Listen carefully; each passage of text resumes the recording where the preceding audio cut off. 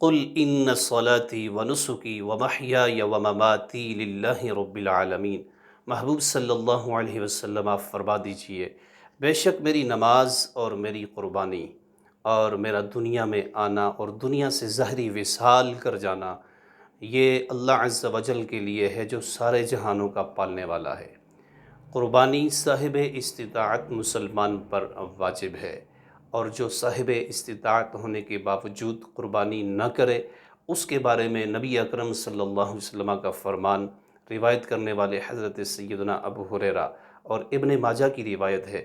عن ابی ہریرہ قال قال رسول اللہ صلی اللہ علیہ وسلم من وجد سعة ولم يضحي فلا يقربن مصلانا۔